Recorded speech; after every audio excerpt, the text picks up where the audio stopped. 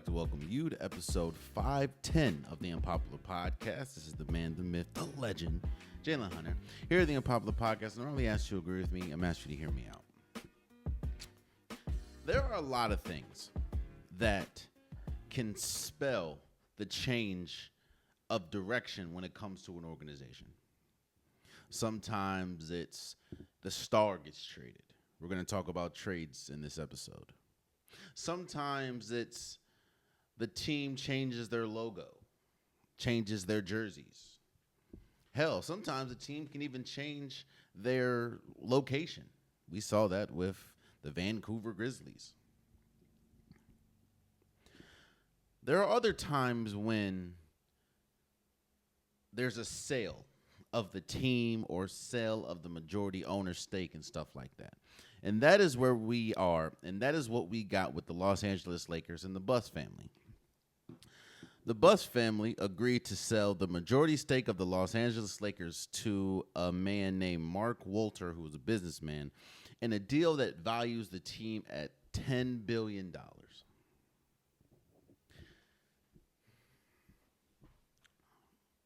There's a reason why this, seeing as though the NBA Finals is going on, we're going to talk about the NHL Finals in a second, or Stanley Cup Finals, I'm sorry.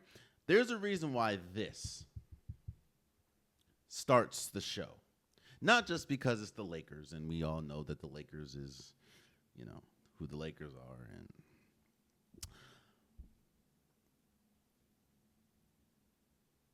first and foremost, you should know how big the Lakers are when you have a team that is valued at $10 billion.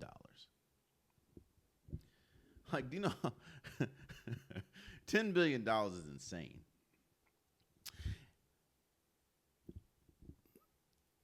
When we talked about the Lakers, and we talk about LeBron, we talk about now Luka Doncic, we had Anthony Davis. Stars always attracted to LA. Stars always attract to LA, not always. Always attract to LA.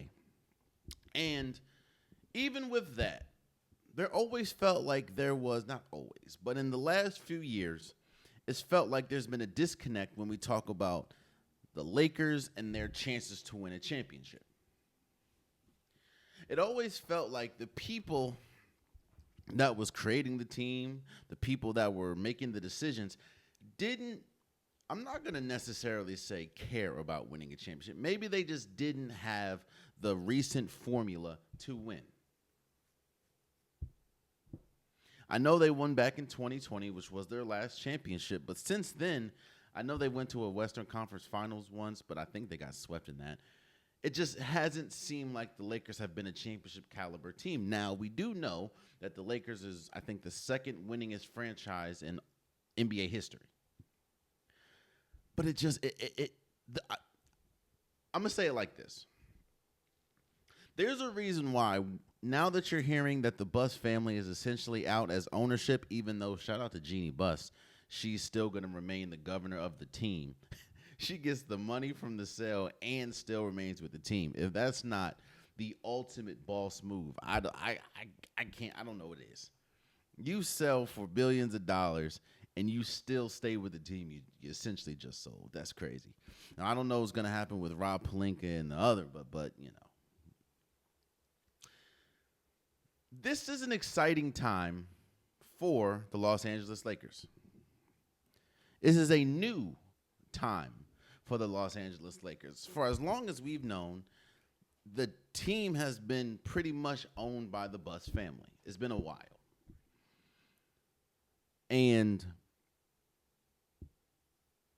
more so, Jeannie Buss and the brother, and maybe not the father, because the father was the one that was pretty much racking up championships. But with the Buss family, it just didn't seem like they knew essentially how to make championship decisions. I know you had Shaq, you had Kobe, you had Pau Gasol. Obviously, you had LeBron James and Anthony Davis, but it just felt like they did not.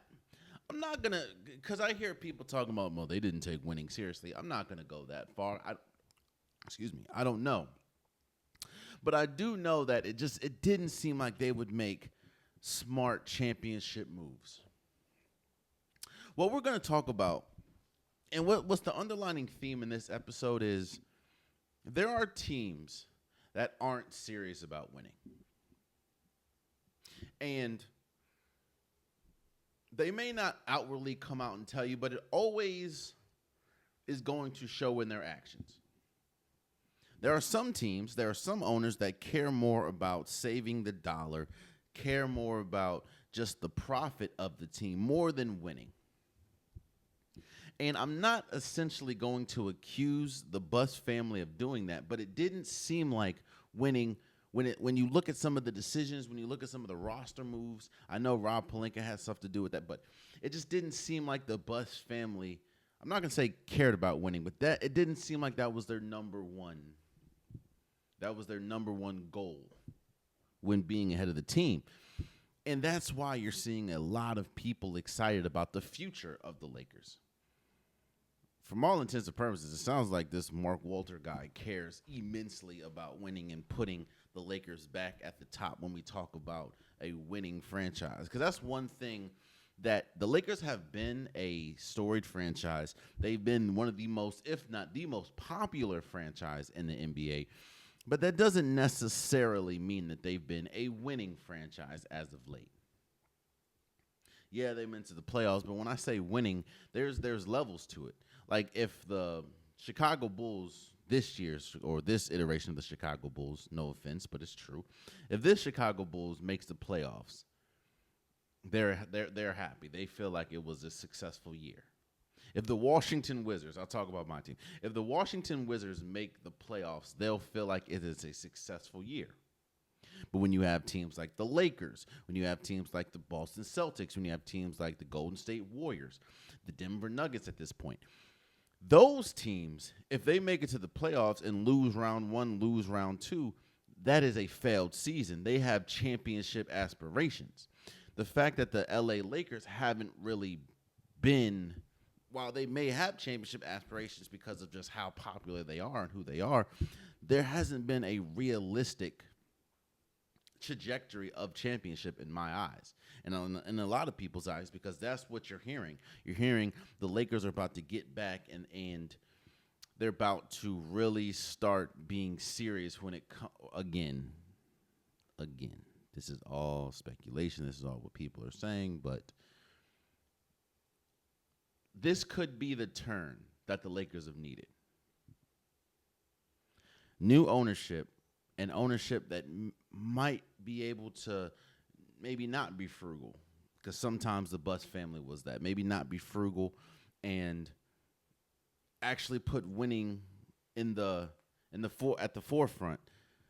We may see some, when you hear someone like Brian Windhorst say that this sale should scare teams in the league, it's because you're about to deal with a team that the Lakers have already had, for lack of a better term, a unlimited amount of resources. So the fact that you're going to have that many resources and you care about winning, you know, and you're going to put the right people in place to actually try to win a championship with the amount of resources they have, yeah, that it's a new day. It's a new day. Yeah, I know Jeannie Buss will still be there as the governor. And again, I don't know what's going to happen with Rob Pelinka. But it's a new day. And you should know that it's a new day when you see that the Lakers are valued at $10 billion. I'll say it again. $10 billion. Not saying that you just have $10 billion laying around, but a team that valuable, that has that amount of resources to use to try to win a championship, especially seeing as though LeBron James probably isn't going to be here for much longer, and you already have essentially the face of the future in Luka Doncic, I can just and again, it's L.A. The Lakers are a storied franchise. When you have the amount that they have, and you know that they care about winning, the amount of I'm not going to say endless, but it's going to be very interesting to see the stars that they can now start to attract again. Because that's one thing that has been the biggest hindrance on the Lakers. They have not been able to attract the stars as of recently. And when they have been able to attract the stars, it's been stars past their prime, like a Dwight Howard, like a Carmelo Anthony. Yes, you have LeBron James and Anthony Davis and Luka Doncic, but you got Luka Doncic from a trade, you know? You got Anthony Davis from a trade. The last really, really big name that you got from free agency, I believe, was LeBron. So, you know, I'm very interested to see the direction that this team goes in moving forward. Again, shout out to the Buss family for agreeing to sell majority stake.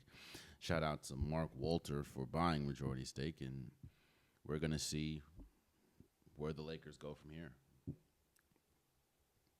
Speaking of go from here, and we talked about the reason why I'm starting this episode with these two topics is because, again, I missed Wednesday's episode. I was traveling back home. I left my laptop on accident. Bada bing, bada boom. But I want to bite into this Desmond Bane trade to Orlando. He got traded for KCP, Cole Anthony, and 4 first-round picks, and I think like one of them or two of them are pick swaps, but they're essentially first-round picks.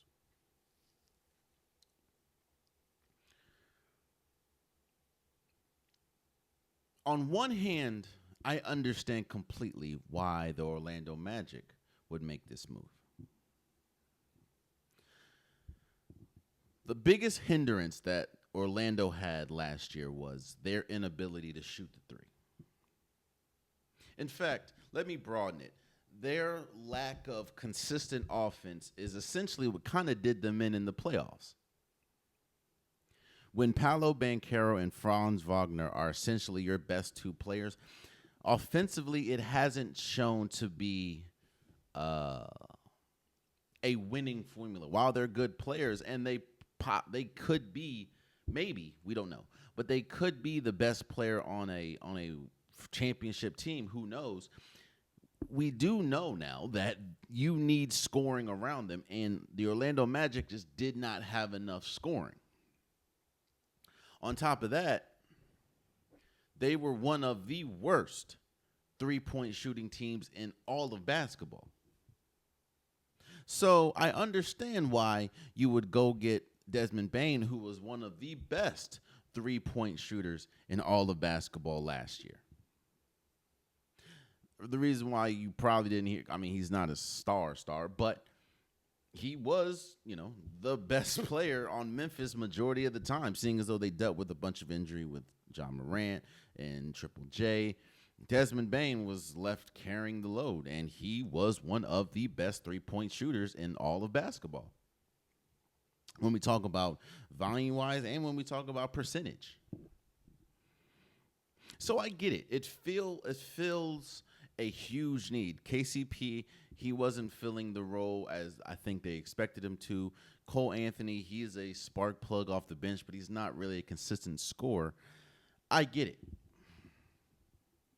You essentially addressed one of, if not your biggest flaw.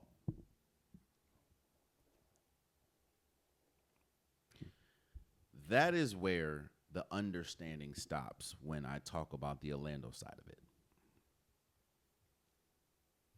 When you hear Kentavious Caldwell-Pope, Cole Anthony, and essentially 4 first-round picks, that type of package is built for a star. That type of package, you can get a star. 4 first-round picks and some pick swaps, that is a star player that you can get with that package.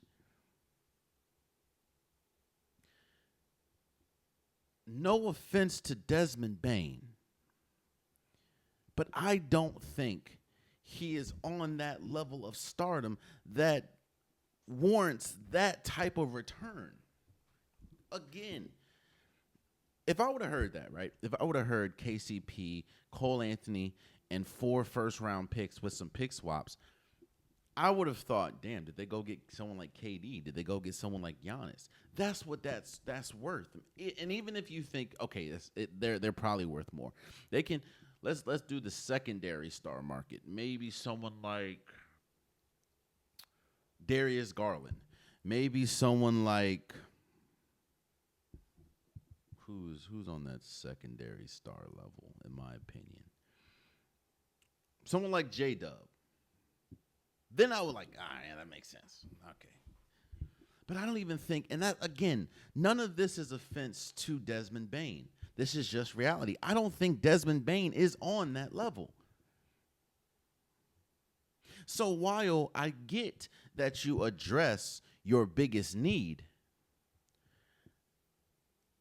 it's essentially at what cost?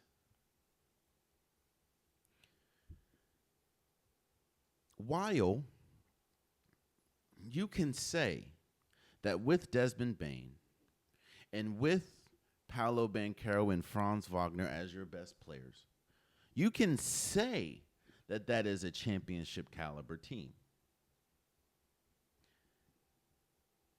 But that would just be a saying. You would just say it. That hasn't been proven yet. What has been proven is a team that has Paolo Banchero, that has Franz Wagner as their best players, is a playoff team, is a really good team, but not a championship caliber team. That would be more factual. Until we see it, until they make a deep playoff run, you can't say that a team with, again, Paolo and Franz is a championship caliber team. I say all that to say this. As much as Desmond Bane addresses one of the biggest needs for the team, I don't think that this makes them any closer to a championship caliber team. Even with Desmond Bane, I wouldn't put them ahead of the Pacers. I wouldn't put them ahead of the Cavaliers. I wouldn't put them ahead of the healthy Bucks. I wouldn't put them ahead of the Boston Celtics. And while I'm not upset that they made the trade, I get it.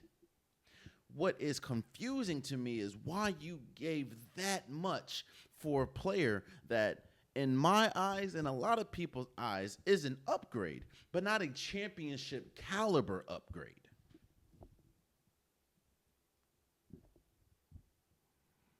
Desmond Bane is a good player. He's a good defender. He's a great three-point. He's turned into a great three-point shooter. But he, in my opinion, is not a championship caliber player. In the sense of, he's not one of those players where if you put him on a team that is not seen as a championship caliber team, he just makes them one. No, that's not the case. If you put Desmond Bane on the Denver Nuggets, that might be something different, but they're already viewed as a championship caliber team.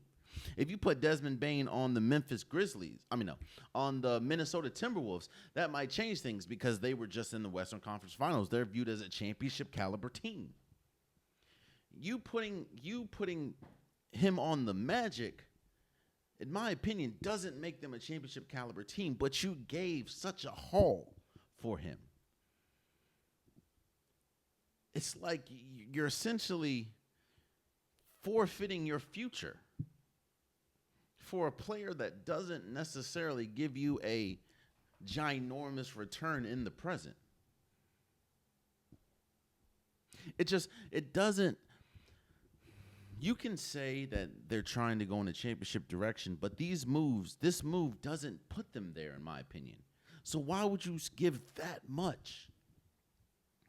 It goes back to I don't know. I don't know why you would. I understand why you would make the move. I don't understand why you would give that much for the move. Again, if you were getting KD, I understand that completely. Hell, you might have been able to get KD with that package. But Desmond Bane ain't KD. Desmond Bane being your third option doesn't make you a champ. Hasn't shown to make you a championship caliber team, in my humble opinion. And it's not really just my opinion. We've seen it. He's been a third option for Memphis majority of his career. And I think the second round is the furthest they've gotten. So, again, man, I get it for the Orlando Magic side, but it's just like you gave up a lot for a player that hasn't really shown that he's worth what you just gave up.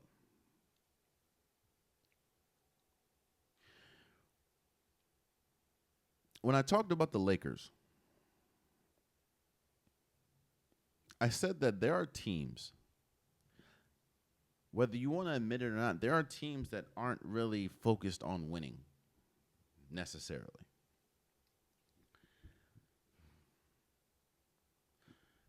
I'm not going to essentially accuse them of not.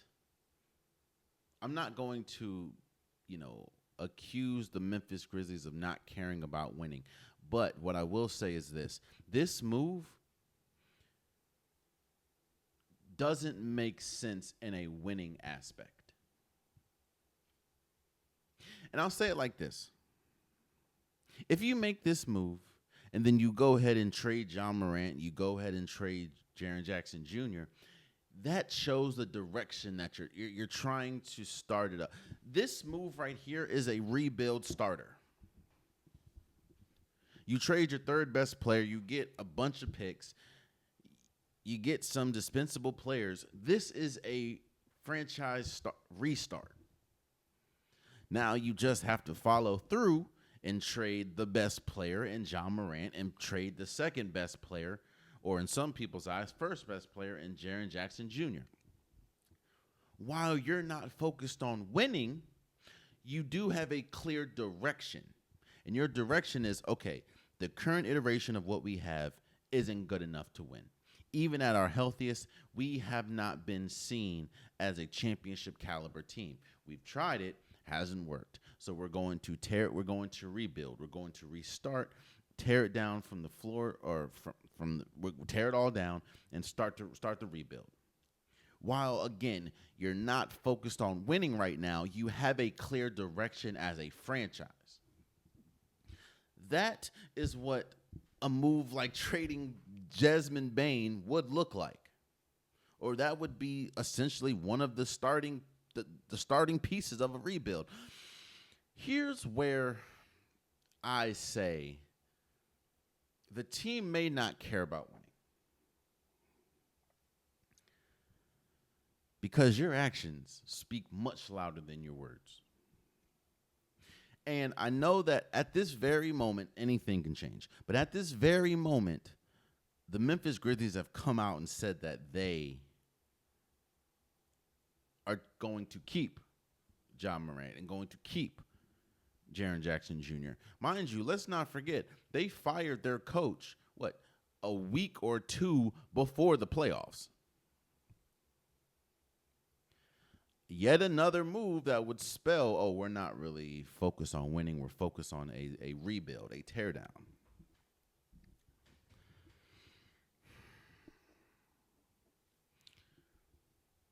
If the Golden State Warriors can teach you anything, it's that playing a two-era timeline doesn't work. The Golden State Warriors was playing they were playing with two timelines. They were trying to essentially do a rebuild while trying to compete for a championship with Steph, with Clay, with Draymond Green. You have those three, and obviously you win in 2022. But now look at the team. All the players that you were trying to rebuild with, whether we talk about Jordan Poole, whether we talk about James Wiseman, whether we're talking about Moses Moody, whether we're talking about Jonathan Kuminga, Two of those four players are gone. One of which, Jonathan Kuminga, is looked to be gone before next season. I brought that up because you can't say, we're still committed to winning. We're still going to build around someone like John Morant, someone like Jaren Jackson Jr. But then you make a move like trade Desmond Bane for a bunch of picks. It's smart when you get the picks, and it's smart. That is a smart move for an organization that has said we're going to rebuild. Because if you're not trying to rebuild and you're trying to win, which they said they were, that makes you worse. KCP didn't work in Orlando. You think he's going to now work in Memphis? Cole Anthony didn't work in Orlando. You think he's going to work in Memphis? So it's like, make up your mind. What do you want? What are you going to be? Because you can't say that you care about winning. You can't say we're going to keep our two building blocks. But you just knocked down one of the three pillars that you had. I don't know much about a Coliseum, but I don't think it can really stand on two pillars when your third one was strong enough. Again, I'm not saying that they were strong enough to win a championship, but they were much closer to a championship with Desmond Bane, Jaren Jackson Jr., and John Morant than they were now. So again, it looks like they were trying to cut costs because they know how much Desmond Bane is going to cost. They know that they're going to have to pay Jaren Jackson Jr. like $300 million, $300+ million because he was on the defensive team. And I think he won Defensive Player of the Year last year.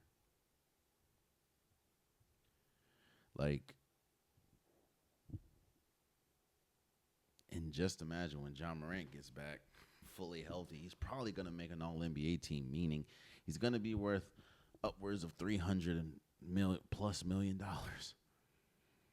So what it seems like, I could be wrong because no one has come out and said, but what it seems like is they're trying to save money because they know that Desmond Bane is going to cost, Jaren Jackson Jr. is going to cost, and John Morant's going to cost. And instead of paying that,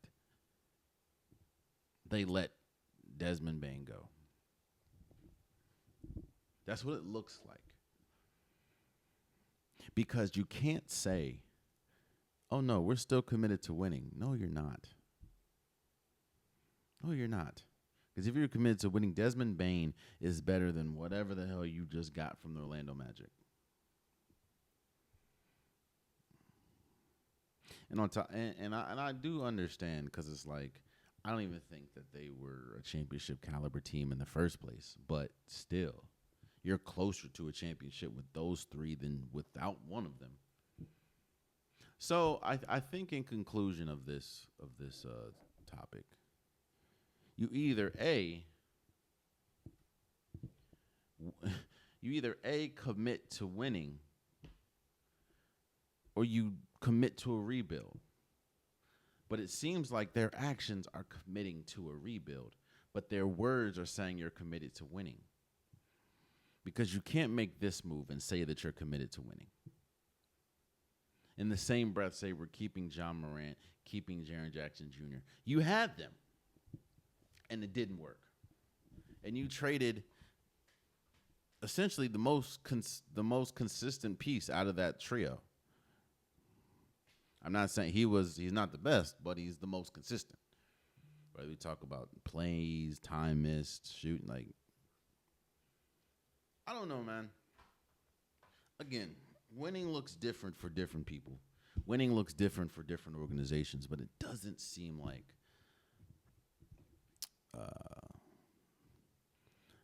the Memphis Grizzlies are the most committed to winning, even though that's what they say they are. Again, your actions are always going to speak louder than your words. And what this shows, your actions is saying, we're committed. We know how much Jaren Jackson Jr. and John Morant's about to cost. Let's get in front of that and trade someone else that we had to pay. So again, you're not really focused. Your number one priority isn't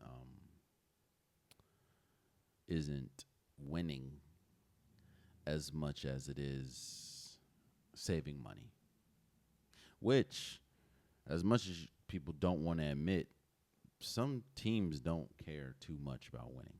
They don't. But shout out to shout out to the Grizzlies, shout out to Orlando, shout out to Desmond Bane. So I think I understand it now. For the life of me, I could not understand what the Pacers were doing that was so effective against the Oklahoma City Thunder. How did this Pacers team force a Game 7? How? I'm not hating, but if you look, it's not just talk. If you look at how good the Oklahoma City Thunder was going into this finals, you would be as shocked as I was that this team, and don't get me wrong, I know how good the Pacers were. I know that, and I even said they earned a lot of people, including myself, they earned our respect during this playoff run.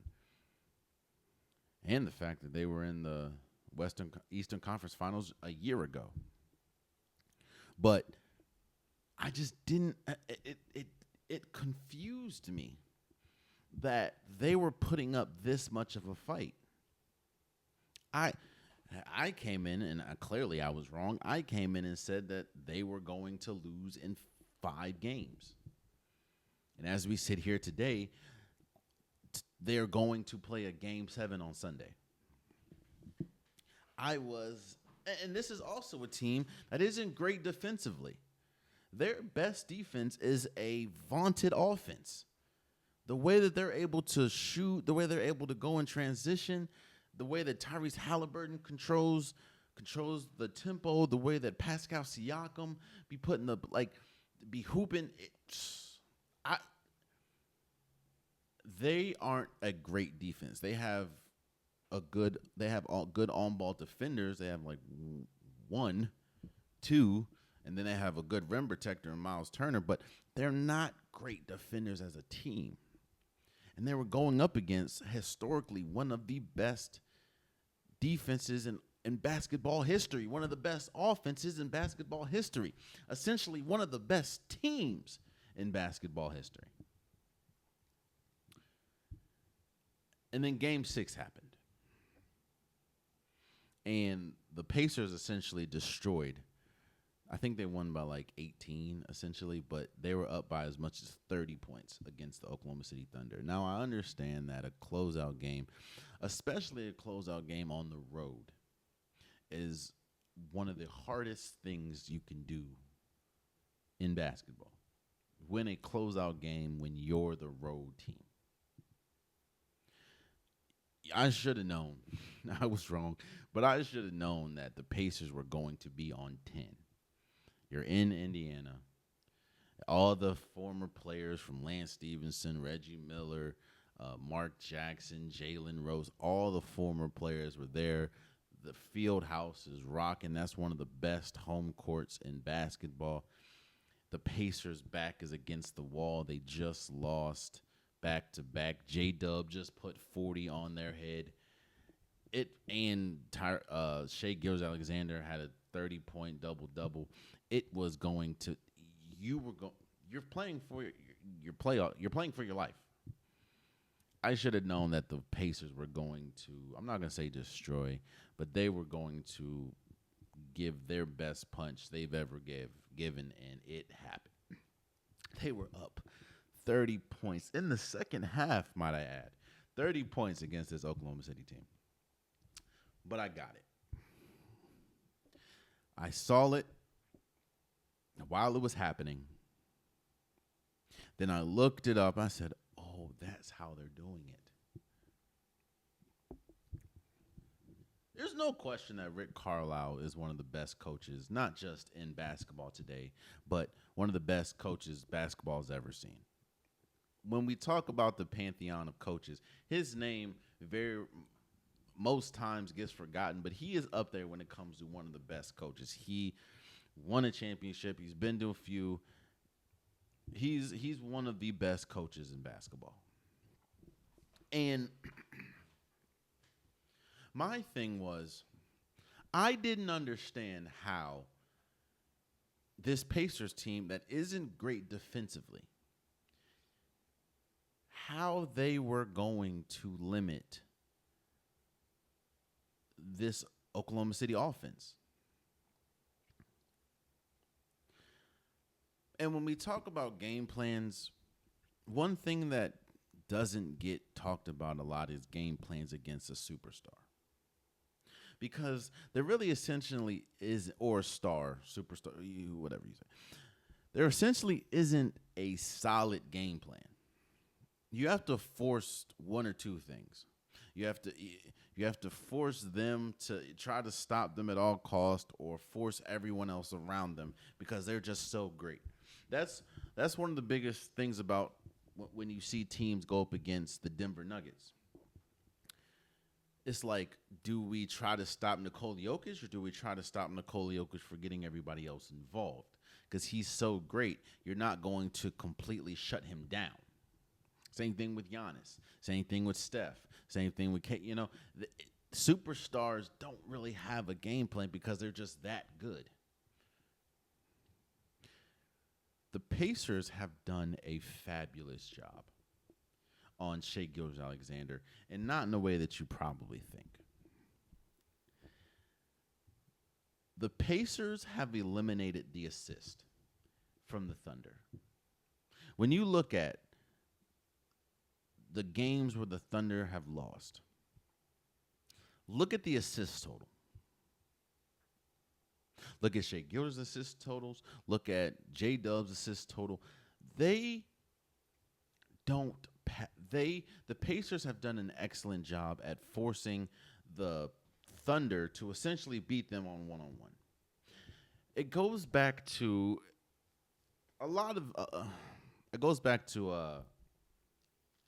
the game plan for the Houston Rockets against the 2000, I believe, 18 Golden State Warriors.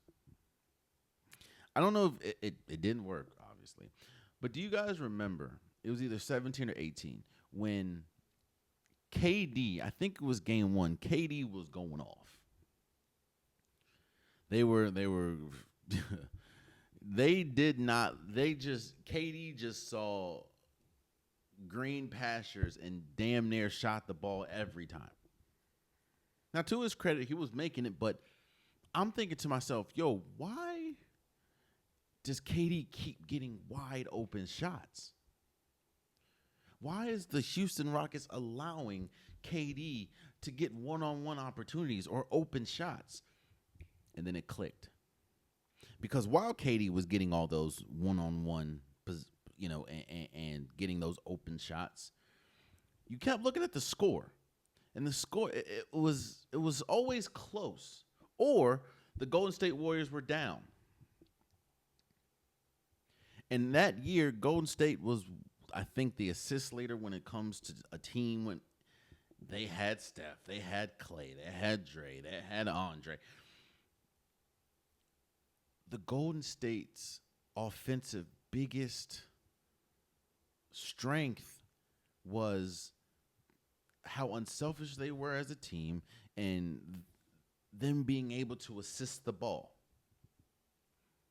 and get the open shot. When you take that away from a team that essentially hasn't played that way, hasn't played one-on-one all year, you get them out of the rhythm and you have a shot. That's what the Pacers have done to the Oklahoma City Thunder. They've taken away the skip pass. They've taken away Shai Alexander. I said he was uber aggressive. And uber aggressive looks different for different people. Giannis's uber aggression looks much different than Nikola Jokic. Nikola Jokic can have a 40-point triple-double. And you're like, damn, he was aggressive as hell. Not saying Giannis can't do it, but Giannis' aggression is more like, oh, shit, he has 50 points? Damn. the Pacers have done an excellent job in essentially forcing Jaire Alexander and this team to be one-on-one players. And because that's difficult, especially in NBA Finals, that's why when they lose, they're getting killed on the boards and they're not really shooting well. The last two games, last two road games, the Oklahoma City Thunder made like 4 threes, 4 out of like 32 threes or something like that. That's not going to win on the road. But you get to game 7. And can the Pacers duplicate what they did in game 1 towards the end of the game, what they did in game 3, what they did in game 6? Or can the Oklahoma City Thunder duplicate what they did in the majority of game 1 or game 2 or game 4 or game 5?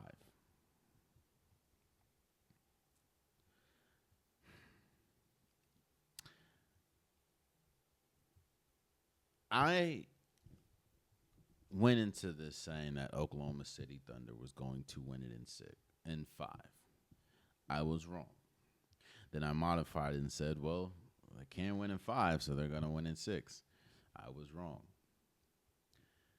I think being in Oklahoma City is a huge advantage for this Game 7. I would think that Tyrese Halliburton's injury would play a bigger part than it did in Game 6. But, Tyrese Halliburton still hooped. Everyone hooped. Andrew Nembhard hooped. Aaron Nesmith hooped. Obi Toppin hooped. Miles Turner hooped. Pascal Siakam. Everybody hooped. Everybody had over, 12 points. They were getting buckets by the truckload. Pascal baptized J-Dub in Game 6. I don't know if they're going to be able to duplicate that type of energy, that type of scoring output on the road. Because one thing that we do know about home games is the role players play better. You get better shooting from your role players, which is why if you look at Oklahoma City, they couldn't buy. Again, they went 3 for 16 in game, I think it was 4 or 5, game 5. They went 3 for 16. Or no, it was game 4. 3 for 16. But then they could not miss a 3 in game 5 at home. That's when you had Carson Wallace hitting. That's when you had Chet Holmgren hitting. Everyone was hitting. Aaron Wiggins was going crazy. I think I'm going to pick the Oklahoma City Thunder, even though I will admit that this has been a lot closer than I thought it was. And both of these teams have been a lot more equal as far as talent than I thought it was. But I think being at home and I do know that Game 7s are unpredictable. A random player, a J.J. Barea, no offense to him, but a J.J. Barea can drop 20. A C.J. McConnell can have a 20-point game, and that essentially ends your season. Because if T.J. McConnell has 20 points, you lost that game. I'm just be real with you. That means something has gone horribly wrong. If T.J. McConnell puts 20 on your head, you lost that game. And Game 7s are unpredictable, but I do think that looking at how good Oklahoma City Thunder looked last time they were at home, I'm going to go with Oklahoma winning Game 7, but I will say that if the Pacers win, we'll talk about it, obviously, next episode, but it's been crazy. It's been crazy. Shout out to both the Pacers and the Oklahoma City Thunder, and we will see who wins Game 7. They say the hardest championship to win in sports is the Stanley Cup final. And they say this because, obviously, someone like football, something like hockey is the ultimate team sport, but there's so many things that have to go right for your team to win.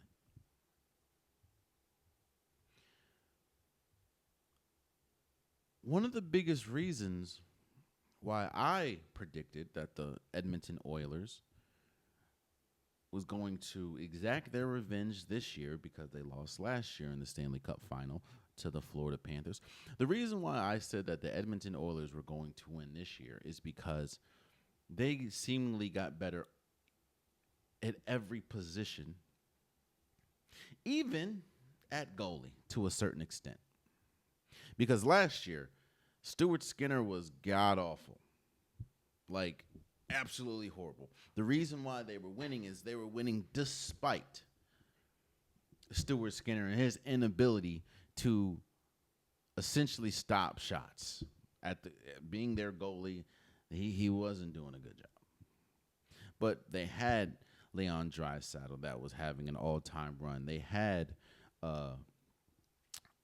Connor McDavid, who was having an all-time run, so much so that he won essentially the Stanley Cup Finals MVP on the losing team. But they got better. They got more weapons. And to his credit, Stuart Skinner was playing better. It was kind of like a feast or famine. Either he was stopping everything or he was stopping nothing. And I thought that he was having a really good run going into the Stanley Cup final. So was Leon Draisaitl. So was Connor McDavid. So was Evander Kane. I thought that they had enough to beat the vaunted Florida Panthers, who, might I add, beat them the previous year. Well, as we sit here today, I am going to congratulate the Florida Panthers for winning their second consecutive, back-to-back, some would say, Stanley Cup final against the Edmonton Oilers. Florida, they were a juggernaut, bro. They, from Reinhardt to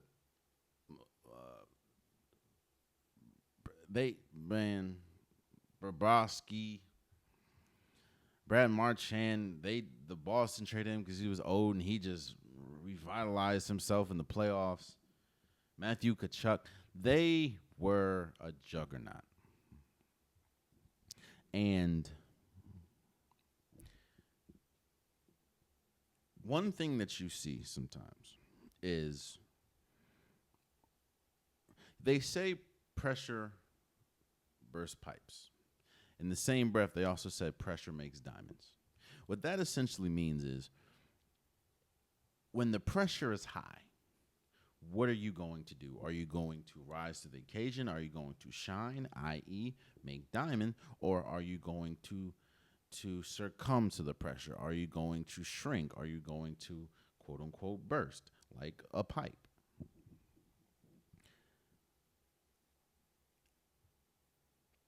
It seemed like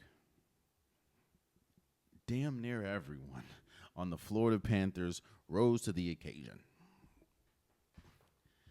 And it seemed like the most important person that needed to shine for the Edmonton Oilers, Stuart Skinner, their goalie, did not.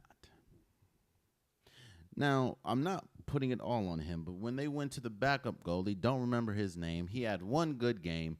The next game, they put up 3 very quick points on his head. The biggest issue is they were trying to find consistent goalie play at the absolute worst time, and that is the Edmonton Oilers. Leon Draisaitl was having an all-time run. Connor McDavid was having an all-time run. Their goalie situation killed them, just like it did a year ago. The only difference is this year, the offense was only able to muster up 2 games, and last year they were able to muster up 3. But I don't care who you got. I don't care if you have prime Wayne Gretzky. If you cannot continue, if you do not have good goalie play, you're always at a extreme disadvantage. And the Edmonton Oilers always, it seemed like, in this Stanley Cup final, played with one hand tied behind their back because their goalie play was bad. Again, that was the biggest reason that I thought that they were going to win. I thought that Stuart Skinner was playing really good going in the majority of the Stanley Cup playoffs. It's crazy how when you get to the finals, you start to revert back to your old self and essentially the reason why you lost last year. Again, not all of it is on Stuart Skinner.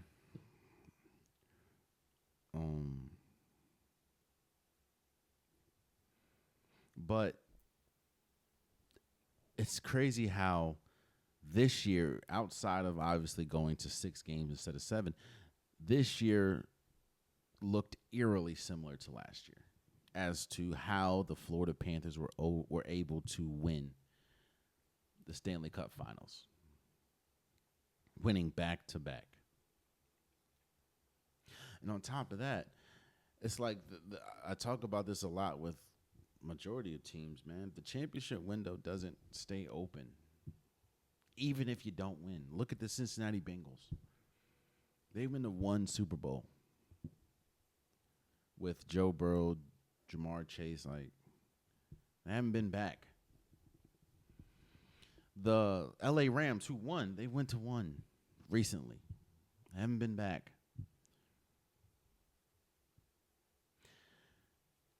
I don't know what's going to happen next year with the Edmonton Oilers, but last time I checked, I think Connor McDavid might not. He's a free agent, I believe.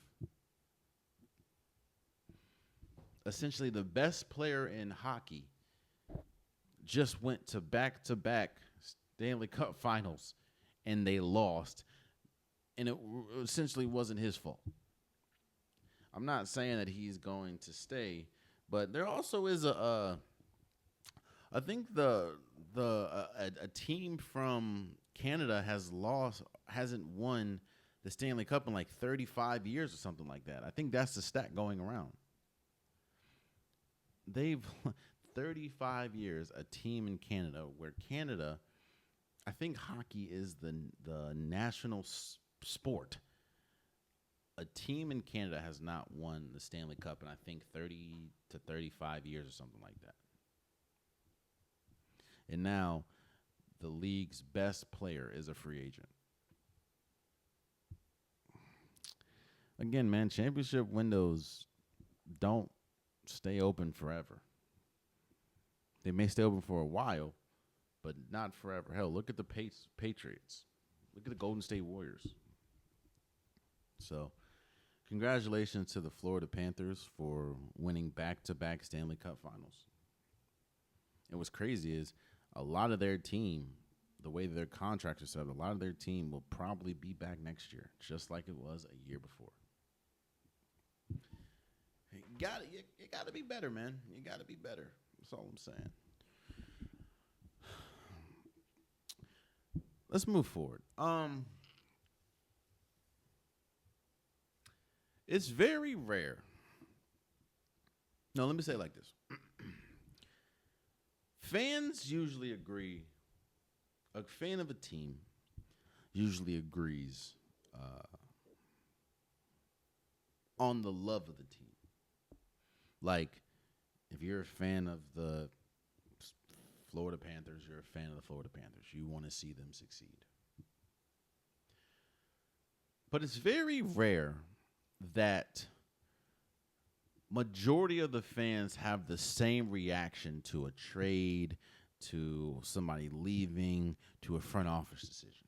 Very rare that 90% of the fans feel the same way. While they can agree to love a team, it's very rare that they agree on free agent or trade decisions. I have not seen this many people agree to absolutely hate a trade more than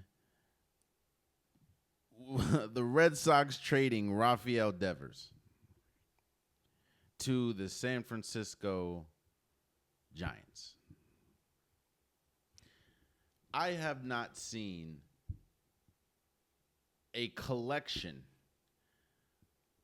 of fans seemingly coming out in droves with their disagreement with this trade. In fact, the last time I saw this was when the Red Sox traded Mookie Betts to the, oh, not Red Sox. When the it was the Red Sox. When the Red Sox traded Mookie Betts to the Dodgers. So you'd think they learned their lesson. Now, I will shoot the Red Sox some bail. Rafael Devers, it wasn't the most harmonious relationship, but that is probably where I'll stop shooting them bail. A lot of that was because of the Red Sox. Rafael Devers was their best player. You signed someone, I don't remember exactly who they signed. I'm gonna look this up because I want to know who they signed.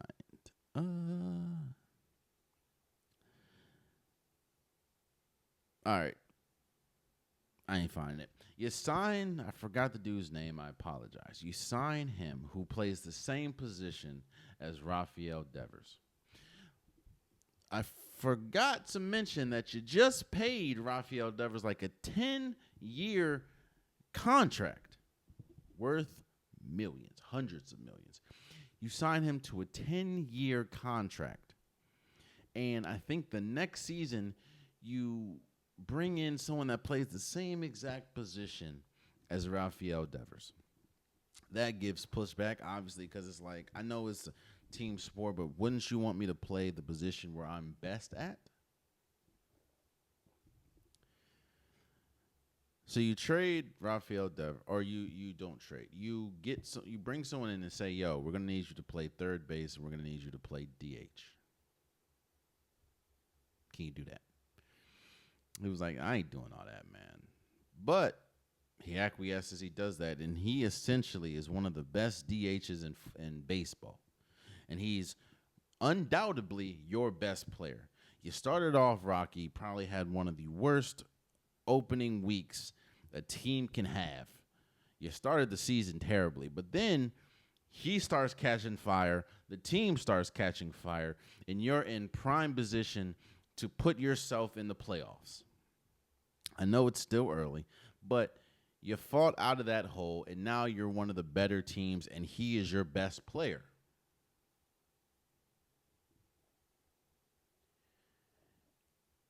And then you trade him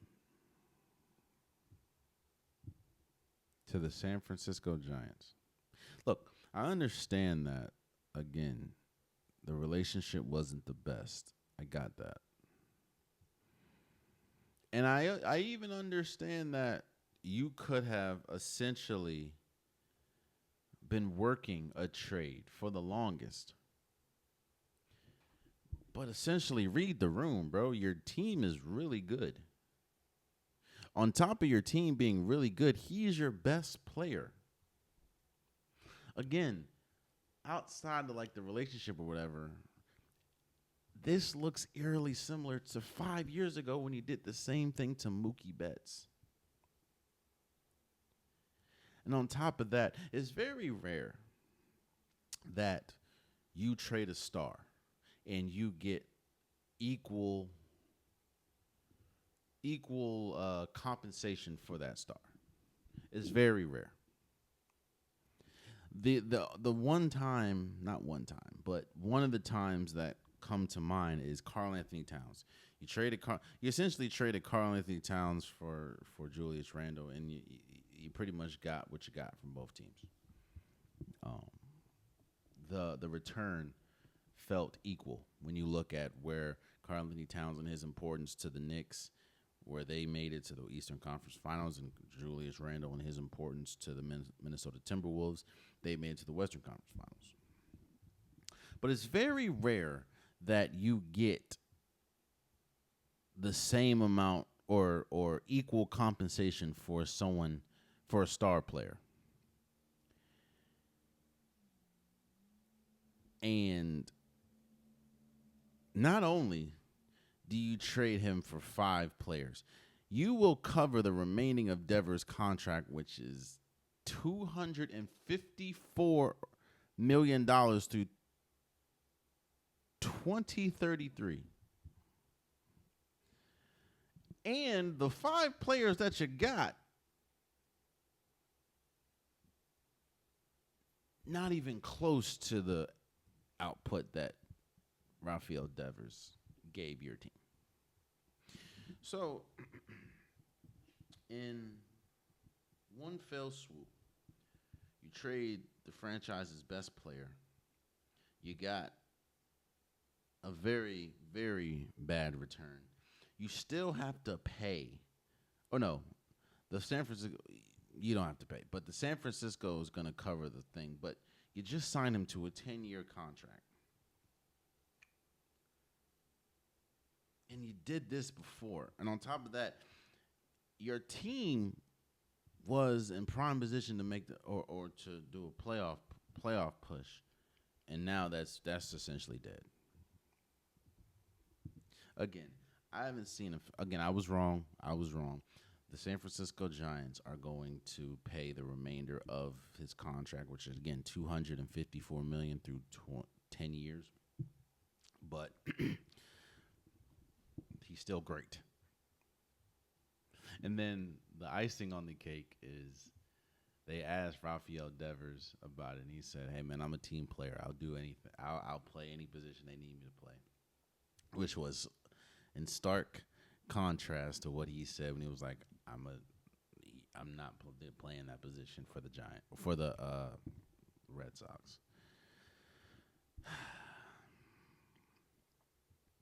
You would think a team that lost Mookie Betts and saw him essentially turn into one of the best players in baseball, and he was one of the best players when he was with the Red Sox, but you see how great he was and is for the Dodgers, you would think that they'd learn.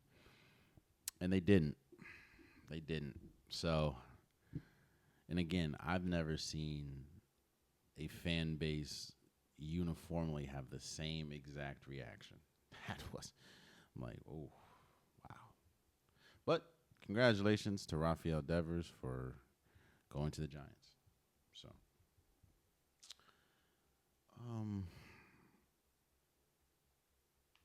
I do briefly want to talk about Jaire Alexander going to signing with the Ravens over other teams. Now, the Ravens are they are building a essentially super team this year. You get DeAndre Hopkins, you still have Mark Andrews, you still have Isaiah Likely, you still have Zay Flowers, you gave a contract extension to Rashad Bateman. You still have Derrick Henry, you still have Keon Mitchell, you still have I forgot his name. Patrick Bacard is still there. You get better on the offensive line, and on the defense, you got Jaire Alexander. Now, I understand that Jaire Alexander has missed a good amount of time over the last 2 years. I think he's missed like 20 games or something like that over the last 2 years. I get it. But when Jaire Alexander is healthy, and if they get a healthy Jaire Alexander, they have, in my opinion, the best 1, 2, 3 corner combo in Marlon Humphreys, Jaire Alexander, and Nate Wiggins. And on top of that, You still have Kyle Van Noy. You still have Roquan Smith. You still have Metabike. You still have Kyle Hamilton. You still have, you drafted Malik Starks. And obviously at the helm of it all is Lamar Jackson. They are building a juggernaut. Now, I know it was 1 year deal for like $6 million, and they can still trade somebody, but you're starting to.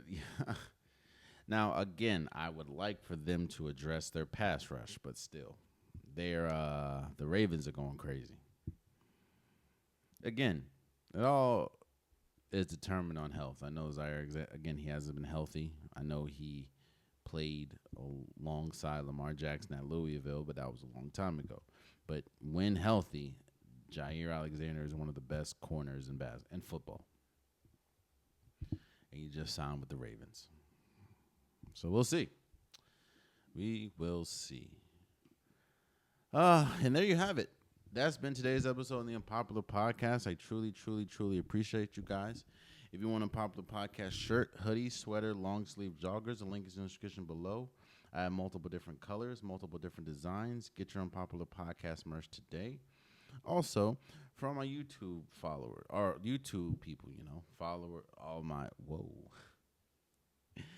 for all my YouTube listeners and watchers, please, please, please subscribe. It means so much to me. I'm trying to reach as many subscribers as I can. I'm trying to grow the podcast as much as I can, and I cannot do it without you guys' help.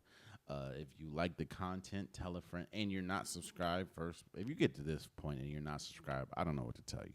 But please tell a friend to subscribe. It means a lot. Share, comment. It means so much to me. Also, for my DSP listeners, that's Apple Podcasts, Spotify, SoundCloud, whatever DSP that you prefer, wherever you get the podcast at, please, please, please subscribe. It means a lot. Again, no platform is bigger than the other. I'm trying to grow the podcast universally, and that means the DSPs as well. So, again, share, comment, tell a friend to subscribe if you like the content. It means a lot. For my socials, Instagram, TikTok, I post pretty much daily there. That's where you get longer reels. That's where you can go probably back and forth. If you keep it respectful, I don't mind going back and forth. It just means you're listening to me, you have an opinion, and I care about both.